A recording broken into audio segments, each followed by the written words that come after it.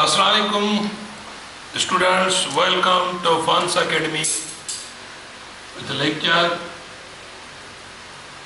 number 115 chapter Baba. Okay, electrical measuring instrument chapter Nalwa है electrical measuring instruments बाबा. So electrical ये दुनिया में तव्हां वोल्ट मीटर ॿुधो हूंदो, तव्हां अमीटर ॿुधो हूंदो, तव्हां रेजिस्टेंस बॉक्सिस ॿुधियूं हूंदियूं, ओम मीटर ॿुधो हूंदो, यूनिवर्सल मीटर सरबा आहिनि, मल्टी टेस्टर सरबा आहिनि, उन्हनि में गैलोनोमीटर बि आहे. इहे मुख़्तलिफ़ क़िस्म जा औज़ार आहिनि जंहिंजे ज़रिए असां वोल्टेज मापींदा आहियूं, करंट मापींदा आहियूं, पावर मापींदा आहियूं, रेजिस्टेंस मापींदा आहियूं. त इहे इलेक्ट्रिकल मेजरिंग इंस्ट्रूमेंट सरबा आहिनि. ओके, हाणे हिन जो अॼुकल्ह त ठीकु आहे डिजिटल सिस्टम आहे सॼो, पर ज़ाहिरी असांजे कोर्स मुताबिक़ ही हींअर क्लासिकल औज़ार सरबा आहिनि. इहे कीअं था इस्तेमालु थियनि, हिन जो मैकेनिज़म छा आहे, असां हिननि औज़ारनि जो जाइज़ो वठंदासीं. असांजो टॉपिक आहे गैल्वानोमीटर. ठीकु आहे. हाणे गैल्वानोमीटर टिनि पर्पज़ लाइ इस्तेमालु थींदो आहे. Galvanometer current, very small current मापींदो.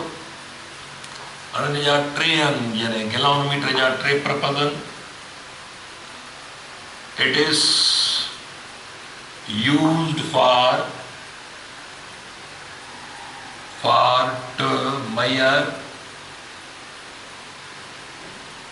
to measure very small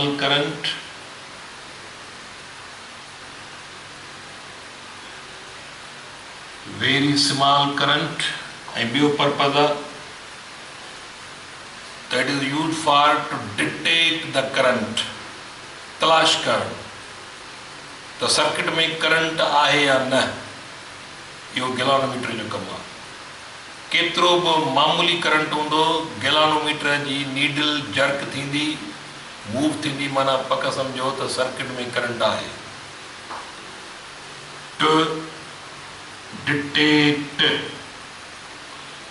to detect the current through circuit.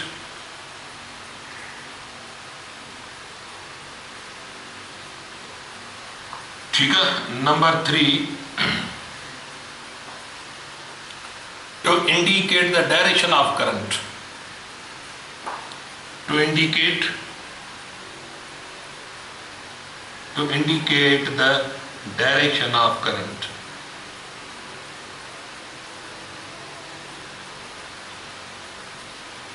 ठीक है बाबा. हाणे ये गैल्वानोमीटर जा टे पर्पज़ आहिनि. गैल्वानोमीटर स्मॉल करंट खे मेयर बि कंदो ऐं लार्ज करंट खे मेयर न कंदो. स्मॉल करंट लाइ इस्तेमालु थींदो. स्पेशली ॿियो करंट जो डायरेक्शन बि ॿुधाईंदो ऐं टियों वरी करंट खे डिटेक्ट कंदो. माना गैल्वानोमीटर जी नीडल जेकॾहिं 0 पॉइंट खां अॻिते थी वञे या पोइते थी वञे, माना पक सम्झो त करंट मौजूदु आहे. त गैल्वानोमीटर जी नीडल थोरो बि जर्क थी, माना सर्किट में करंट आहे. त करंट खे तलाश करणु, करंट खे डिटेक्ट करणु बि गैल्वानोमीटर जो कमु आहे. To detect the current, to measure the small current, to indicate the direction of current. इहे टे पर्पज़ आहिनि. ओके. हाणे गैल्वानोमीटर जी जेका मैकेनिज़म आहे बाबा, हाणे गैल्वानोमीटर जो मैकेनिज़म हीअ असां हिकिड़ो बेसिक फंड्स, माना फंडामेंटल्स ऑफ नेचुरल साइंस, उन्हनि में जेकी शयूं आहिनि उन्हनि जा बि बुनियाद था पढ़ूं पिया असां. त हिकु सादे में सादो गैल्वानोमीटर, जंहिंखे सस्पेंडेड मूविंग कॉइल गैल्वानोमीटर चइबो. ओके। त यू शेप्ड बाबा हिकिड़ो मैग्नेट हूंदो आहे यू शेप्ड। त इन यू शेप्ड मैग्नेट इन जे विच में ही सॉफ्ट आयरन जो सिलेंडर हूंदो आहे, सॉफ्ट आयरन जो इन ते कॉइल, हीअ कॉइल रेक्टेंगुलर कॉइल जेका आहे सा, इहा कॉइल हीअं वरी ईंदी परे पासे वरी आई, इहा को रेक्टेंगुलर कॉइल आहे। ओके। इन कॉइल जो हिकिड़ो छेड़ो हीअं मथे वेंदो ऐं हीरा मां हिनखे थोरो इंसो थो कयां। इहो कॉइल जो छेड़ो हीअं फिरींदो हिते बाबा ही हूंदो हिते तव्हां वटि सोर्स हूंदो, सेल या बैटरी, ऐं ॿियो छेड़ो कॉइल जो ही मैग्नेट आहे, यू शेप्ड मैग्नेट आहे। ठीकु आहे, इन खां अलॻि हूंदो, हिते असां करो के माना इन खां अलॻि आहे। त हाणे कॉइल जो ही सोर्स आहे तव्हांजो, ही सोर्स आहे। त सोर्स मां करंट बाबा इहो करंट आहे ईंदो, इहो करंट आहे अचे थो पियो, इहो करंट आहे अची हिन कॉइल में दाख़िल थो थिए। ज़ाहिर आहे कॉइल में करंट फिरंदो, इहो करंट फिरी वरी हेॾे सोर्स जे पॉज़िटिव टर्मिनल तरफ़ थो अचे, हीअ नेगेटिव टर्मिनल आहे। ऐं विच में लाज़मी आहे मैग्नेट आहे, त विच में यूनिफॉर्म मैग्नेटिक फील्ड आहे। ऐं अहिड़ो सिस्टम तव्हां पढ़ी आया आहियो त rectangular current carrying rectangular coil when placed in uniform magnetic field it experiences torque. हाणे एक्चुअली हिते छा हूंदो आहे, हिकिड़ो पॉइंटर हूंदो आहे हिते, इहो पॉइंटर हूंदो। हाणे छा थींदी, हीअ कॉइल में टार्क पैदा थींदो, टार्क डिपेंड थो करे करंट ते, त ही करंट ईंदो त ज़ाहिर आहे अंदरि टार्क पैदा थींदो। ही पॉइंटर फिक्स लॻो पियो आहे, इहो फिक्स्ड पॉइंटर इन कॉइल सां गॾु। ज़ाहिर आहे जेकॾहिं कॉइल हेॾे वेंदी त पॉइंटर हेॾे वेंदो, कॉइल हीअं वेंदी त पॉइंटर हेॾे वेंदो। त कॉइल जी इनिशियल पोज़ीशन जेका हूंदी आहे सा हीअं हूंदी आहे, हीअ कॉइल जी इनिशियल पोज़ीशन आहे। हिते हीअं पॉइंटर हूंदो, हीअ कॉइल जी ज़ीरो पॉइंट आहे, हिते ज़ीरो लिखियलु हूंदो आहे, हिते स्केल कैलिब्रेट थियलु हूंदो, हिते ज़ीरो लिखियलु हूंदो। हाणे जेकॾहिं कॉइल हीअं थी वञे त पॉइंटर हेॾे थो वञे, वरी कॉइल हेॾे थी वञे त पॉइंटर हेॾे वेंदो लाज़मी आहे। त हाणे वधि में वधि कॉइल केतिरो डिफ्लेक्ट थी करे, फर्स्ट कयो वधि में वधि 90 ते, ज़ीरो खां हेॾे बि वधि में वधि 90 ते वेंदी। त ओवरऑल कॉइल जो डिफ्लेक्शन बाबा 90 टू अगेन 90 ओवरऑल 1 यानी इहो 180 ताईं डिफ्लेक्शन हूंदो आहे। त इहे पॉइंटर यानी हीअ जेका कॉइल आहे उहा हेॾे बि 90 डिग्री ते वञी सघे थी, त हेॾे बि 90 डिग्री वञी सघे थी।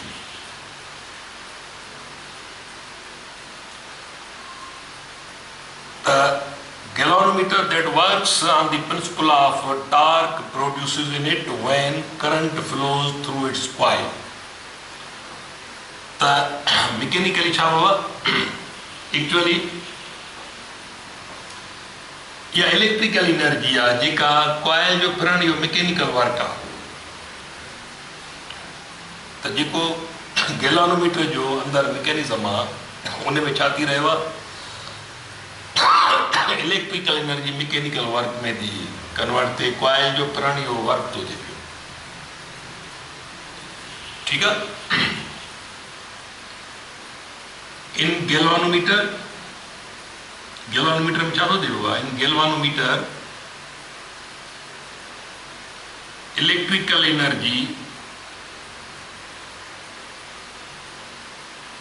Energy converts into mechanical work. Mechanical work चाहे यो कॉइल जो रोटेट थियो। हलो ठीकु आहे, करंट आयो, फर्ज़ कयो कॉइल बाबा कॉइल हीअं रोटेट थी वई, पॉइंटर हीअं हलियो वियो। हाणे इहो आहे डिफ्लेक्टिंग टॉर्क, माना कॉइल ही डिफ्लेक्ट थी वई आहे। पर करंट जेकॾहिं ऑफ करे छॾियूं त पोइ हिते त माना को वैल्यू करंट ॿुधाए थो पियो, पर जेकॾहिं असां फर्ज़ कयो करंट ऑफ कयूं त इहे क्वाइल वापसि कीअं अचे, रिस्टोर कीअं थिए, जो हीअ ज़ीरो ते अची बीहे, ॿुधाए त बाबा हाणे कांटो ज़ीरो थिया माना करंट न आहे, त हिन क्वाइल खे केरु वापसि करे वरी, माना क्वाइल जी वापसी थियणु माना रिस्टोरिंग टार्क अप्लाई थियणु। हाणे रिस्टोरिंग टार्क लाइ छा हूंदो आहे, जेको ही सस्पेंड कबी आहे क्वाइल, हिते हिकिड़ी स्ट्रिप ॾिबी आहे, माना स्पेशली ब्रॉन्ज स्ट्रिप इस्तेमाल थी कजे। छा ब्रॉन्ज स्ट्रिप, ब्रॉन्ज मटीरियल इहो कंडक्टर ई आहे, करंट हाणे हिन स्ट्रिप मां ईंदो त क्वाइल बाबा हीअं फिरंदी त हीअ स्ट्रिप वकड़ खाईंदी, ट्विस्ट, हिन स्ट्रिप में ज़ाहिरी आहे ट्विस्ट पैदा थींदो, स्ट्रिप जेका आहे सा थोरो वट खाईंदी, हीअं स्ट्रिप हीअं वट खाईंदी, वट खाईंदी। हाणे इहो मुख़्तलिफ़ मेटल्स में जेके इहो ट्विस्ट ईंदो वकड़ खाईंदी, इहो डिपेंड थो करे हिननि जी इलास्टिसिटीअ ते, लचक ते। सभिनी मटीरियल जी या लचक पंहिंजी आहे, त हीउ जेको ट्विस्ट पैदा थिए थो हिन में वकड़ त माना क्वाइल हीअं वेंदी त हीअ थोरी वकोड़ बि, हाणे क्वाइल में करंट ख़तमु थी वियो त पोइ हीअ जेका स्ट्रिप ट्विस्ट खाधो आहे एक्चुअली इहो ज़ाहिरी आहे स्ट्रिप वरी पाण खे रिस्टोर कंदी। हाणे करंट हिन क्वाइल खे डिफ्लेक्ट थो करे हेॾे, स्ट्रिप वकड़ खाधो, हिते छा आहे, हिते क्वाइल ते टार्क थो पैदा थिए, पर हेॾे बि वरी रिस्टोरिंग टार्क बि आहे साॻे तरीक़े सां, माना हीअ जेका स्ट्रिप आहे इहा बि वापसि थियणु थी चाहे। हाणे हितां वारो टार्क क्वाइल खे हीअं थो फेराए, वरी स्ट्रिप चए थी त वापसि अच। हाणे जेॾी महिल करंट मौजूदु आहे त क्वाइल हिते बीठी आहे ऐं स्ट्रिप बि वकड़ खाए बीठी आहे, पर जेॾी महिल करंट ख़तमु थींदो त हीअ डिफ्लेक्टिंग टार्क ख़तमु थींदो, पोइ अकेलो टार्क रिस्टोरिंग टार्क जेको हिनखे वापसि थो करे।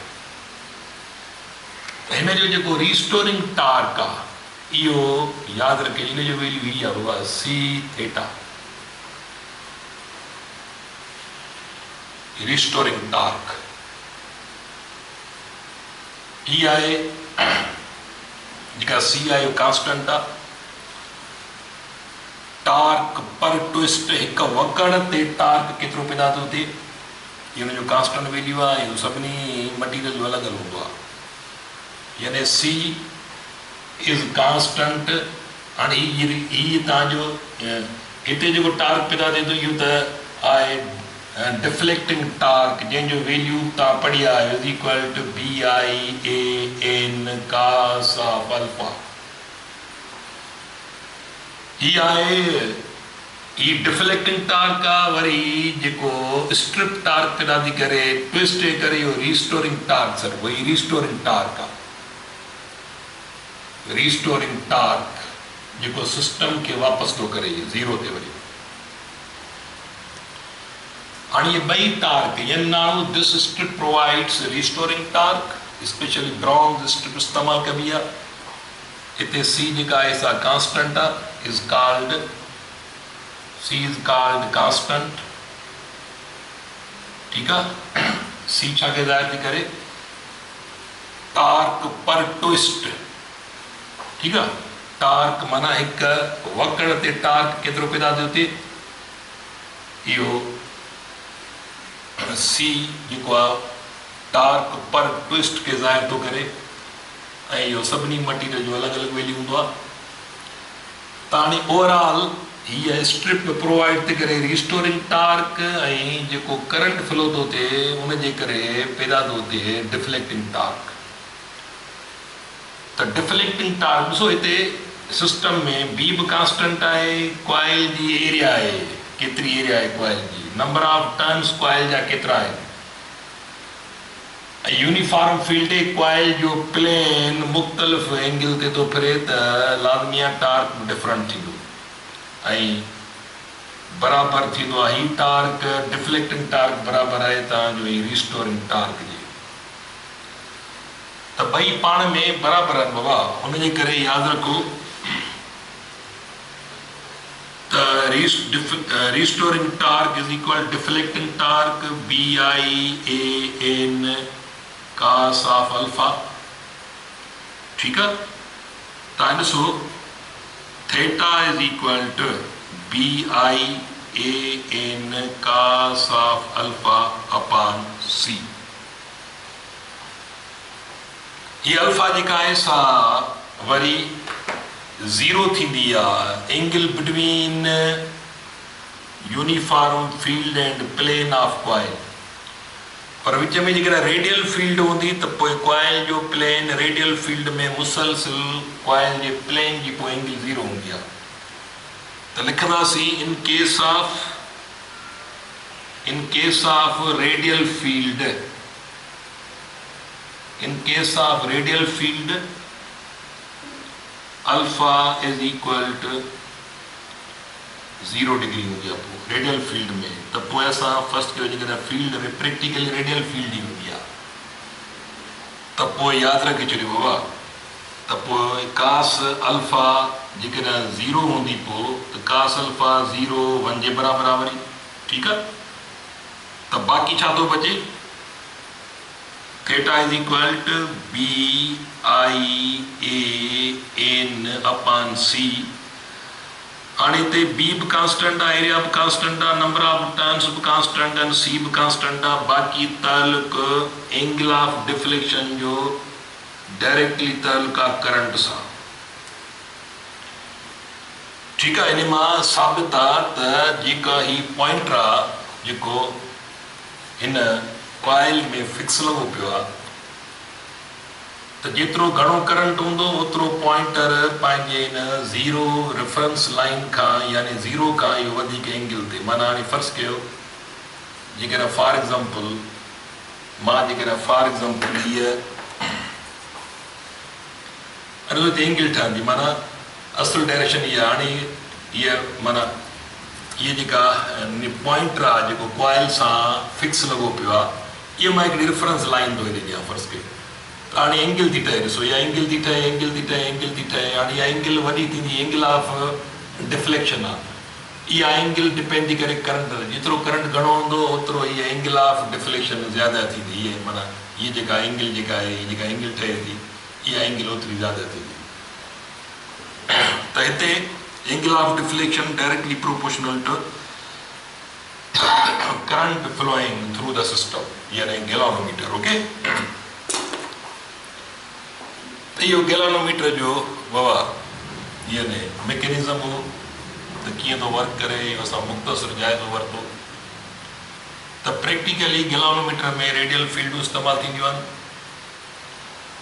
ऐं प्रैक्टिकली तव्हां पेजिस में पढ़ंदो त ही ब्रॉन्ज स्ट्रिप ते हिते सस्पेंडेड सिस्टम आहे, वॾो आहे। पर एक्चुअली हिकिड़ी सनी एक्सल हूंदी आहे विच में, हिते बेरिंग्स हूंदा आहिनि।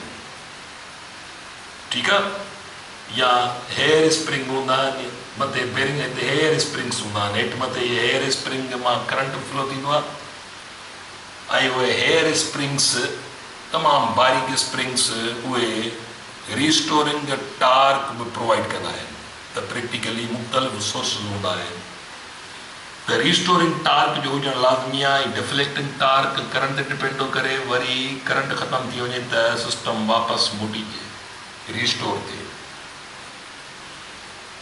उन लाइ किथे पटियूं इस्तेमालु थींदियूं आहिनि, किथे सना स्प्रिंग इस्तेमालु थींदा आहिनि।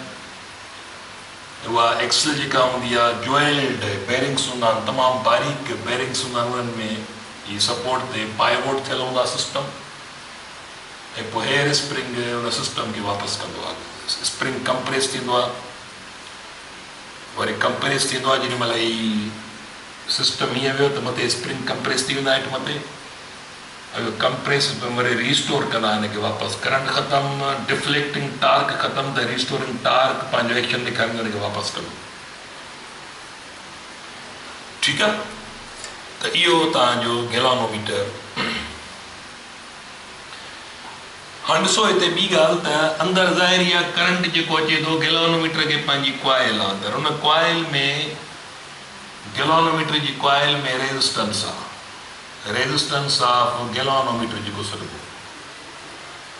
अॻिते हली असां हिसाब किताब कंदासीं त हीअ जेका कॉइल आहे मेनी टर्न्स ते मुश्तमिल,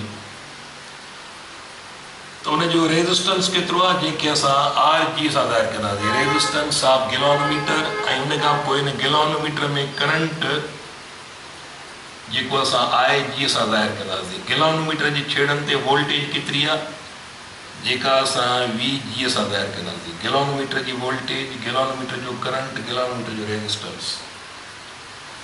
ऐं ओवरऑल गैलोनोमीटर जी जेका सिंबल थींदी उहा गैलोनोमीटर जी सिंबल बाबा ईअं जीअ सां ज़ाहिर थींदी आहे, गैलोनोमीटर जी सिंबल। ठीकु आहे। किथे किथे सिंबल तव्हांजी गैलोनोमीटर जी हिते ईअं पॉइंटर हूंदो आहे, हीअ पॉइंटर आहे, हेठि जी लिखियल आहे, मथे हीअ पॉइंटर आहे हिते। ठीकु आहे। इहो पॉइंटर मथे स्केल कैलिब्रेट थियल हूंदो आहे, 0 1 2 3 4 फर्स्ट कयो 5 1 2 3। हिकिड़ो मिंट मां थोरी फिगर खे वाइड कयां त तव्हांखे फुल स्केल डिफ्लेक्शन जो आइडिया। हाणे मिसाल गैलोनोमीटर में ही गैलोनोमीटर बाबा फर्स्ट कयो, हिते लिखियल आहे जी फॉर गैलोनोमीटर। ओके, इहा हिनजी सिंबल आहे।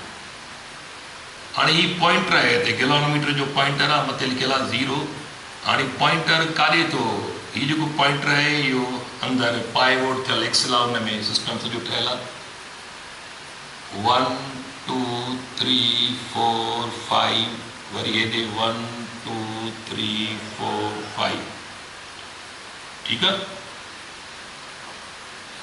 हाणे इहो गैलोनोमीटर, ये असांजो गैलोनोमीटर आहे। हाणे ही हिते टर्मिनल्स आहिनि, असां छा कयो आहे जो ही निगेटिव आहे, ही पॉजिटिव आहे। फर्स्ट कयो तव्हां बाबा ही हिते सेल आयो आहे। ठीकु आहे। हाणे जेकर सेल आयो अथव त पॉजिटिव, असांखे ख़बर आहे त current that flows from negative terminal, त करंट ईंदो, इहो करंट बाबा यादि रखी छॾियो। हिकिड़ो मिंट, ही करंट अचे थो पियो, त करंट अचे थो। हाणे जेकॾहिं फर्स्ट कयो, या असांखे ख़बर कान्हे का ही सेल कीअं हलाए, तव्हां टर्मिनल माना हिडन सेल आहे, फर्स्ट कयो लिकल सेल आहे, थोरी निगाह ते था अचो, ही हिडन सेल आहे।